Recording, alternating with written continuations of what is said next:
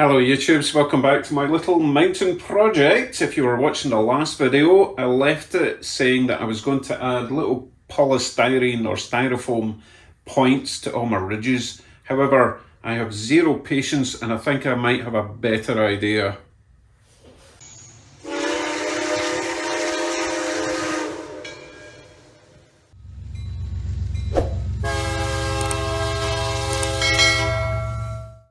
So the original plan, as I say, was to cut little pointy bits, glue them onto the ridges, which have got kind of a flat spot, using hot glue. But I know from experience, hot glue will not stick to anything that's slightly damp. So I would need to wait like 24 hours for this to dry. And as I say, zero patience. So I think what I might just do is add some more plaster cloth and just pull up the parts over the ridge to make the points, and hopefully not only will it save a lot of hassle and get done quicker, but it actually might look more natural because the points are going to be more random. We'll give it a shot. Let's see if we can take care of these two ridges. You can see the obvious flat spots. There might be enough there. Yeah, I think there's enough there to do the two, but I need to start right at the top. So that will need to come from there all the way down to there. This could be really messy. I mean, it will be really messy, but you know, we'll give it a shot. Right, I'm putting it into the water bath. Then we're going to slap it on top. Right from there all the way down to here. Try and stretch it out a little bit at the top. Right, so where is the first ridge? This one here.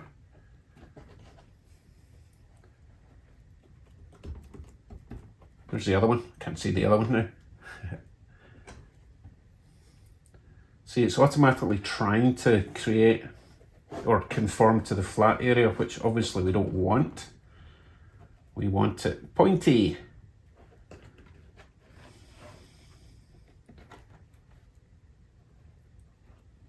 Oh my goodness, this is hard. Oh, that almost worked. If I grab it at the bottom and pull it like that, oh, that could work. I might have found the technique here. So rather than trying to pull it all up individually, grab the bottom bit, squeeze it, pull it tight, and then that might actually work. And then mold it into shape in the valley section.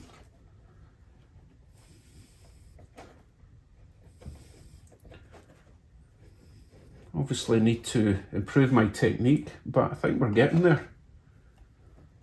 Where's my brush? Try and stab that into position. Because I'm losing my little valley in here. But yeah, that is definitely working. I'm getting rid of the flat spot.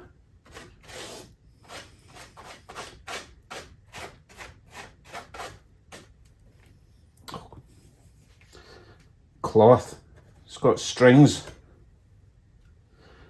Okay, let's not get too carried away. Can always add more.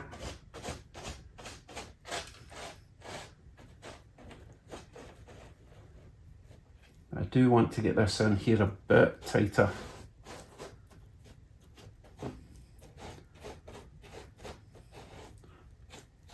Oh, I ruined it. Do you see that? It was going just fine.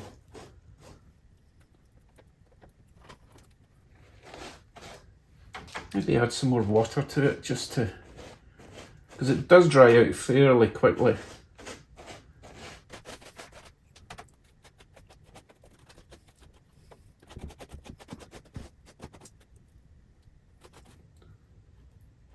Yeah, okay, let me continue with the rest and hopefully that will have solved the flat spot problem.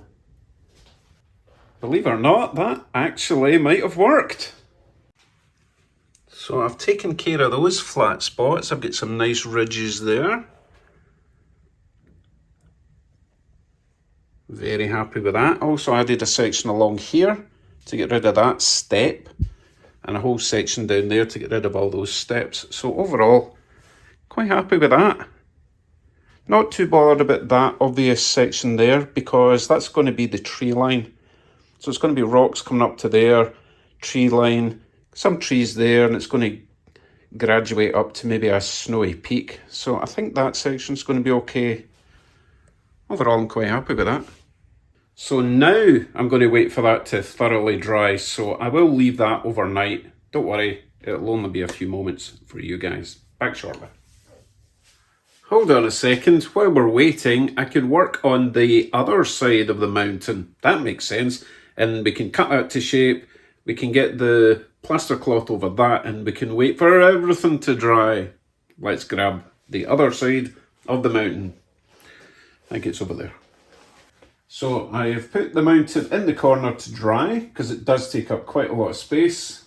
And I've got my other half skewered together. Let's make sure it's going to fit in the right place, roughly there. Maybe trim this a little bit off, just a shade around a bit there to continue the curve.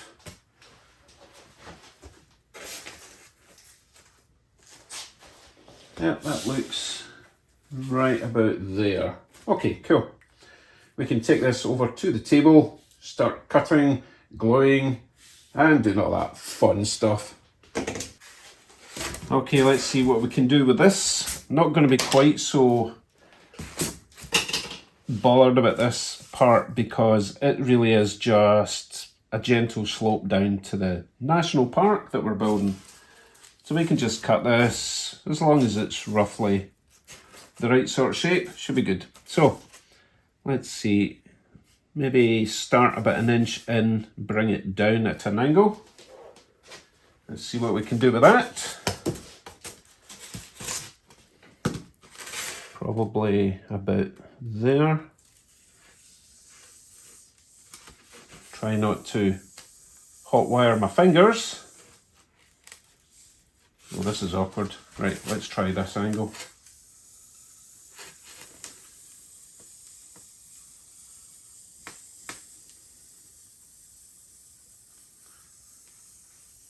And again, it doesn't matter if it's not perfectly straight. In fact, we really don't want it perfectly straight. But we do want that angle sloping down.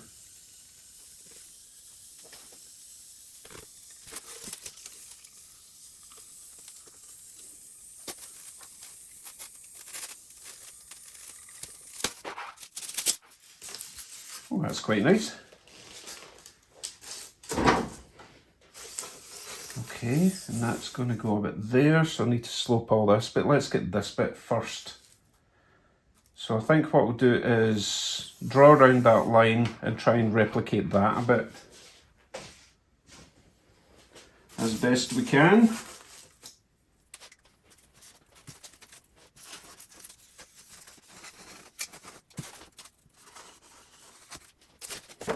Get our hot wire cutter and try and follow that line down now. And this can slope down that way. Let's start with that. Let's see, that has to go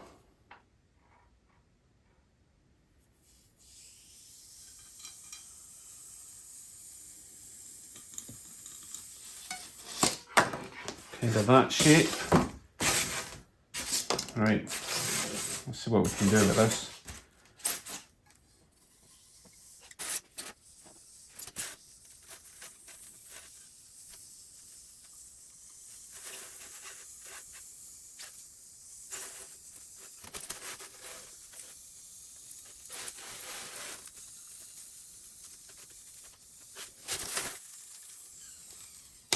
Okay, that's way too difficult to do it in one shot. Let us continue.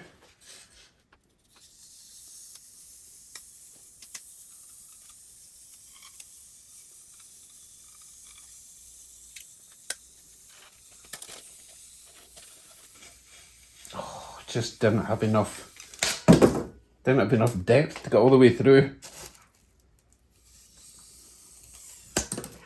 That's okay, I'm going to have to... Oh, I should have sloped that out the way. Not to worry, we can always add a bit more on. Right, let's see how that looks so far. So that is the underside there. And then the top side... nope, that one. It goes there. You should match up perfectly. Yeah, not bad at all, not bad. Pretty good. And we will, once that one's there, doesn't really matter where it goes at this point.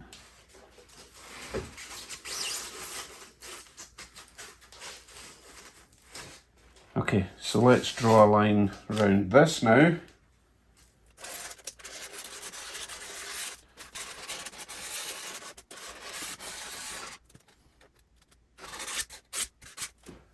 And we'll do the same again. Maybe do it in stages this time. Actually, I'm going to have to cut this whole section out because there's no way I'm going to get in far enough.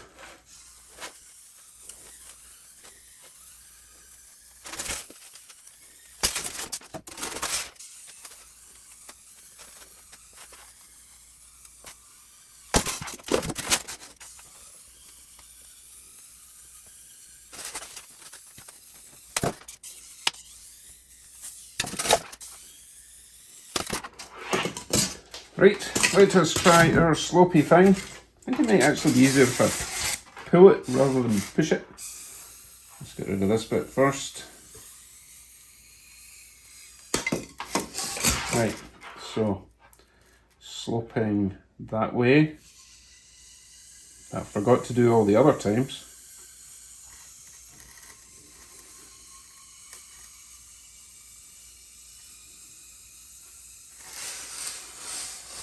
Yeah, it's definitely easier pulling it towards me.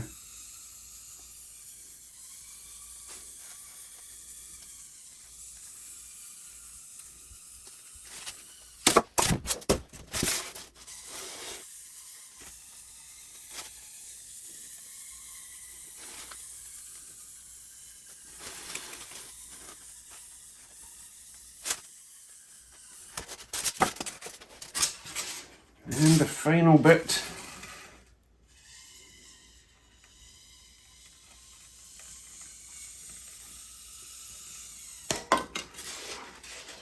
Okay, let's see how that looks.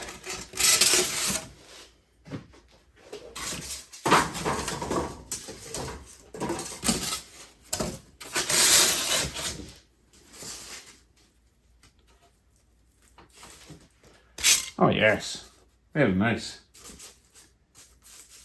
Lovely. Need a wee bit of trimming here and there, but I think we're ready for, or almost ready, to glue it all together. So I'll be using my hot glue gun for this, which works great in foam. But here's a bit of advice. Get one with a longer cable than that.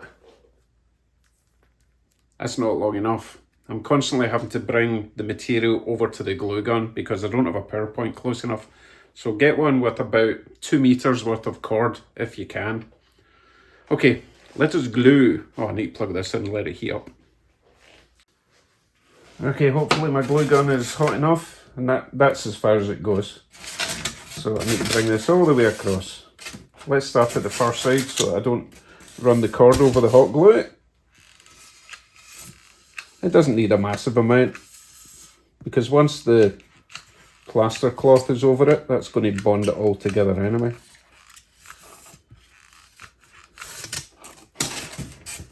And obviously you have to get this down and the next section on before the glue sets. And then of course you run out of stick halfway through. That doesn't help. And you also need to make sure you're giving the glue time to actually melt. All sorts of obstacles.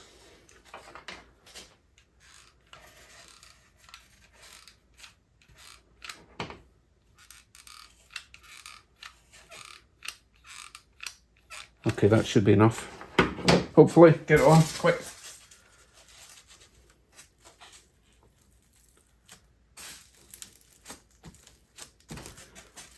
Lovely. Squish that down. Because you're putting cold foam onto it, it does dry and set really quickly. Okay, next layer. Same as before, I should have enough stick left this time.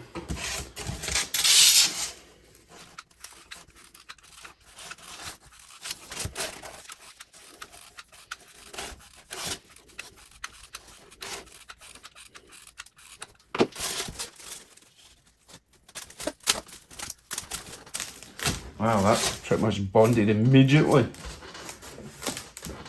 Excellent. Okay, we're flying along. Right, just let that set for a little bit longer. I will go and prep the plaster cloth. We need some water in there, need the scissors, all that stuff. So as before, I have my big foil tray. I've got my plaster cloth, my scissors, a stiff brush, and of course, water. Right, let's do this.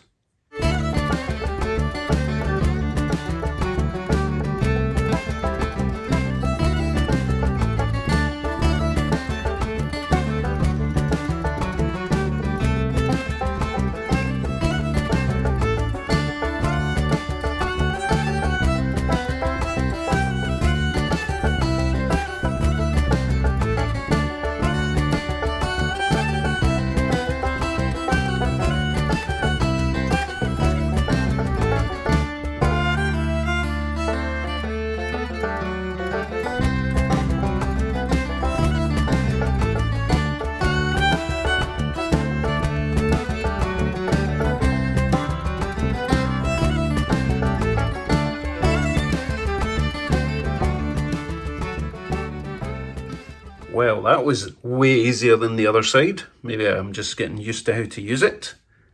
And I managed to get rid of most of the texture. There's a couple of bubbles. Not bubbles, little holes. But this will be mostly grass and trees along the top, so I'm not too bothered about rock surface there. It will be grass and maybe some earthy stuff, but mostly green. Right, I need to wait for that to dry now. Meanwhile, let's make some rock molds, but first let me show you where I want to put the rocks. I want some sort of rock face all the way around here, but it can't be too thick. I've only got about an inch and a half before it gets to the edge of the road bed, and there's going to be a slight overhang by some of the big coaches. So I think an inch tops thickness, so we are going to be limited with the molds that we use for the rock face. Up here we can do whatever we want. So let's see what we've got in our box over here. So we have a large bag of Sculpta mold that I've never opened because it was a gift and it was really expensive and I didn't want to waste it, but I might be using that towards the end of this mountain project. Molds wise, we've got big gigantic ones. These are great, but that's no use for this particular job. That one, I've seen that one used in quite a lot of model railway layouts, but again, it's a wee bit thick. They're obviously no use. Well, not for this part of the project. We've got some plaster cloth in there I didn't know I had. A wee bit of plaster cloth there. Hydrocal, white. I hear this stuff's really good. It's similar to plaster of Paris, but I think it's a bit more malleable. Collection of smaller molds. These are quite sticky out ones. Quite thick. Can't really use them. Oh, a stiff wire brush for creating texture. That could be handy. Ah, these are a bit better. These are quite shallow little molds. Could probably use them. They're a bit shallow as well. That one's a bit thicker, but they're quite nice. And that one's been kind of deformed. But it is quite shallow, so I might be able to use that. So that's all the molds I've got. I have no idea what that was. A lot of this stuff came from Rick next door. That's a nice little rock. I wonder if that was one of the molds. I need to look that up. I like that sort of style. If I had that all the way around, that would be very cool. Let me look at my molds again and see if I've got anything like that. I don't think it's in here, to be honest. Oh, that's unfortunate. Because that would have been perfect all the way around. I wonder if I could recreate that. Anyway, I think I might end up using my DIY mould made out of about 5 layers of foil glued together to make it stiff. And we just pour the plaster of Paris mixture over that. Probably make about 3 of them and we can break it up and use it where we like. That's probably the best option, because as much as I want it to be nice, you're not really going to see it in the cut. And I'll need, oh goodness, I'll need at least 3 of them for the main mountain side and a couple for the inner part of the cut. So let me think about that. Meanwhile, I'm going to look and see where this came from. Couldn't find the mould for that, which is a real shame. So we're just going to stick to the basics. Mix up some plaster of Paris, make a sheet of this. If I don't make it too runny, then it should set fairly fast. And I'll just do a wee production line of getting these made. So I got this gigantic bag of plaster of Paris from Home Depot, which is the most economical I could find. Let's shove in some of this. Try not to overthink the ratio. That might be too much. We can always add in more. Get some water. Where's my stirry stick? Here's my stirry stick. I found it. Silicone job. Get water in about 3/4 of the way up. So we can have room for adding more plaster of Paris if we need to. Give this a stir. Now, I usually make the mistake of making this too thick to begin with, but as soon as it starts getting thick, it starts setting really quickly. So I'm going to try and make this a bit more watery than normal. So I think I need a wee bit more, because that's just way too watery.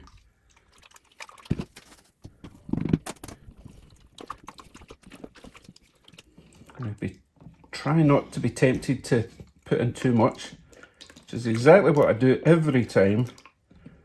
One more spoonful.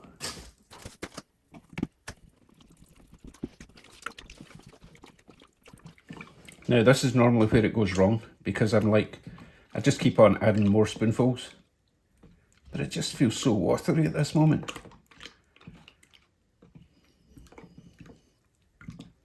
Okay, I don't know, half a teaspoon, right? Right, don't let me put any more than that in.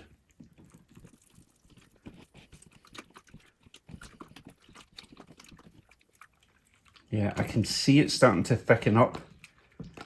And this is normally where I just keep on adding more and it turns into a big blob in the cup.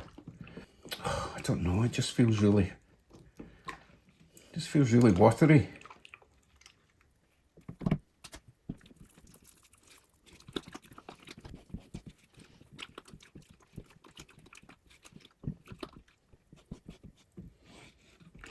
Okay, I think I'm about to ruin it, because it just doesn't seem to be getting thick.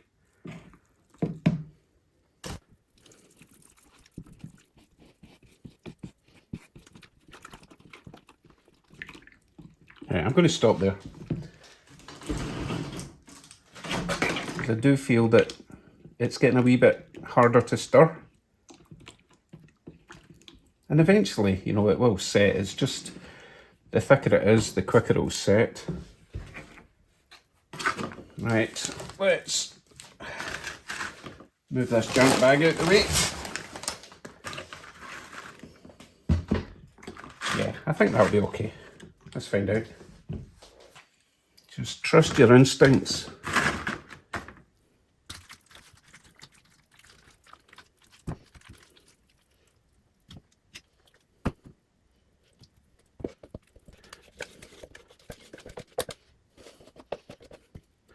Okay. With a bit of luck, that'll set. I do seem to have a bit of a slope going on there, which is a shame, but oh well. Guess the table isn't flat, but that's okay. Back in a bit. Well, it's been about 3 hours, so I think the next time I do this, I'm going to make it a bit thicker, because it should have set a long time ago. Now, I don't mind if this breaks apart, because it has to go in a curve anyway. But I want to get this off so that I can get the next one done. Otherwise, I'll be here for days. This reminds me of making Scottish tablet. If you don't know what that is, it's a traditional Scottish candy. Oh goodness, quite breaky, quite wet. I know I could leave it overnight, but I don't actually think it's going to get much better, to be honest. I would rather just get on with the next bit. It's very brittle. It's quite a nice texture though. So I will get all this off, get the next batch made up, and hopefully get a better result. See you soon. Right, attempt number 2. This one feels a lot more solid. Let's peel off the edges, see if we can get this out in pretty much one piece so that we can break it up into sections that we require.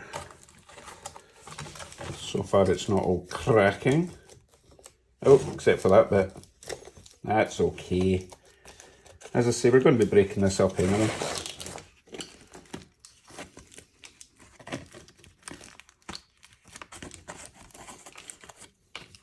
And it's about 1/2 inch to 3/4 of an inch thick, so that should be fine. Oh, there's a big chunk falling off. Maybe we should turn it all the way upside down.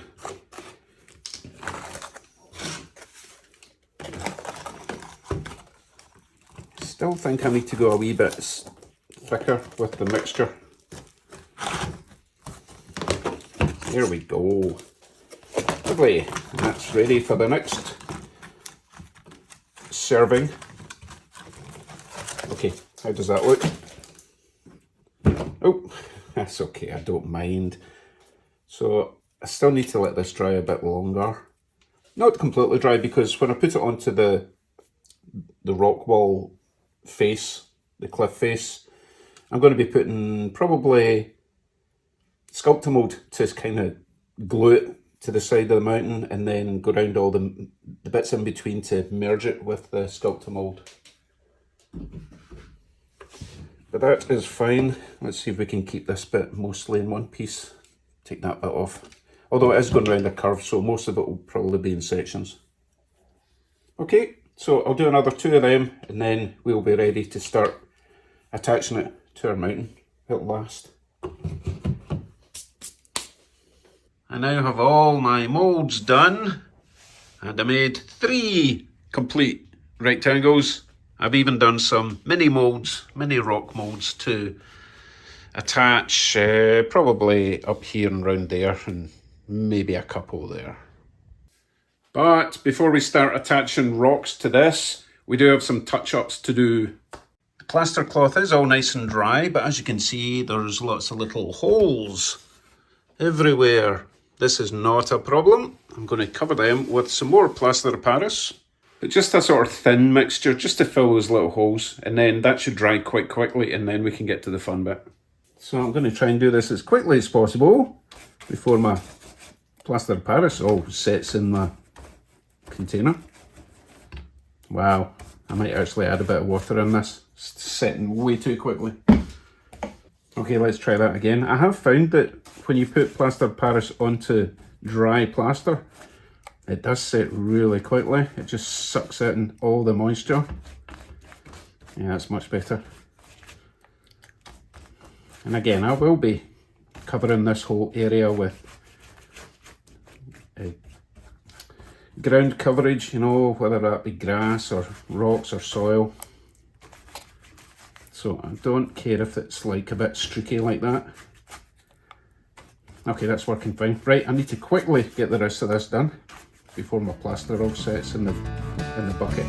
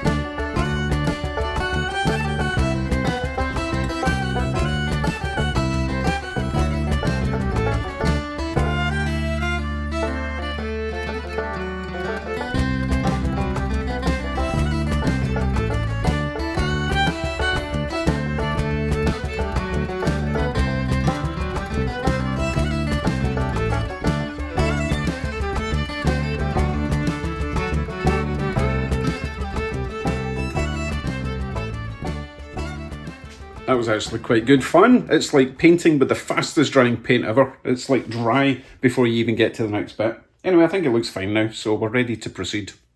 Obviously I didn't bother doing this section here because it's going to be getting covered by the rock face moulds that I made. Up top, I think that looks pretty good. Right, how am I going to make this? Or how am I going to make these stick to that? The last time I did this I used Plaster of Paris, but as you can see it sets way too fast and it just doesn't give me enough time to get the stuff on and stick it to the side and then maybe manipulate it. So I think I'm going to be using Sculptamold for that, because I do believe you've got about 10-15 minutes before that starts really setting.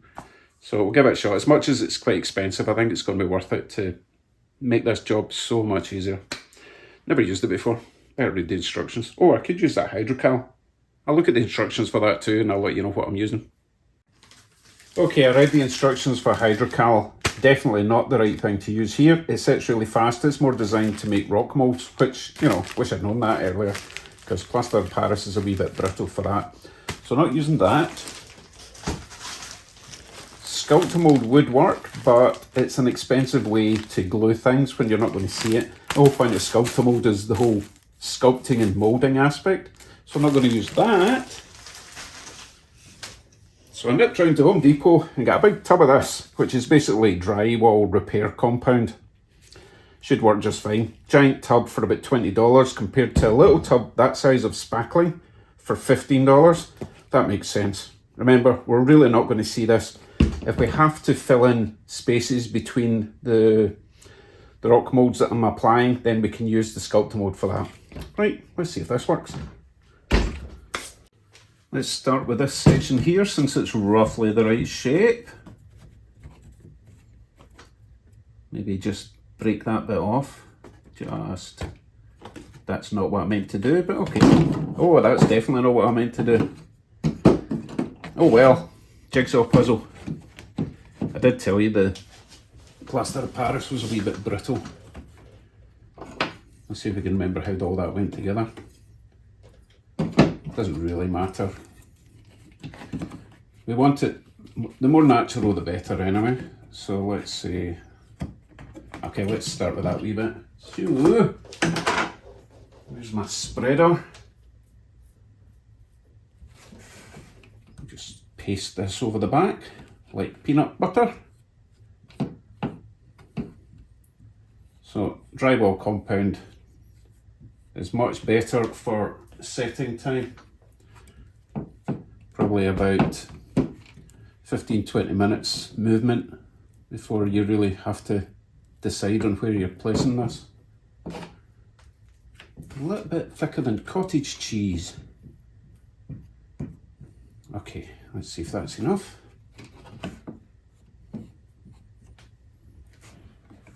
We are going to put it. Oh yeah, that's going to work just great. And again, I don't mind that it's breaking like that and creating natural cracks. Definitely more realistic. Yes, okay. I'm going to just break it there a bit, just so that it conforms to the cliff, otherwise we're going to have a big gap at the top. Yeah. I like that. Oh goodness, I'm creating way too many. Oh goodness, more cracks. That's okay, it's all natural. Yeah, I quite like that deep crack actually. Happy little accident and all that, as Bob Ross would say. Next bit's going to go in there and I'll work my way along. Okay, let me get this done because I really want to get on to the next bit.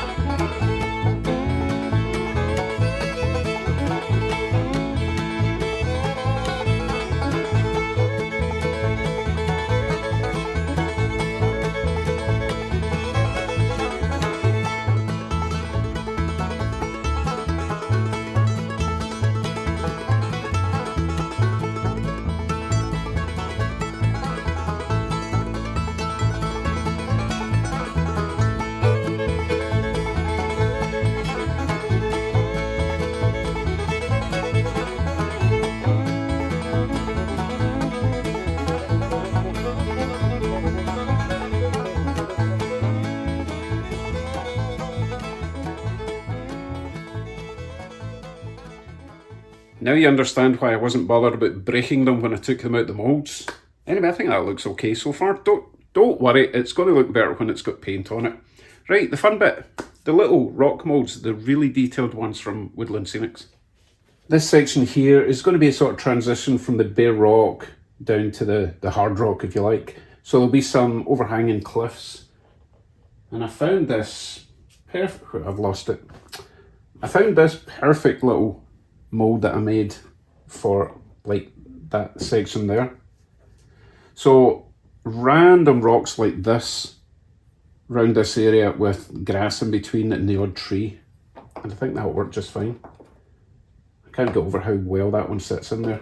Let me glue it on before I forget where it goes. By the way, I really like this drywall compound for this job. It just works great.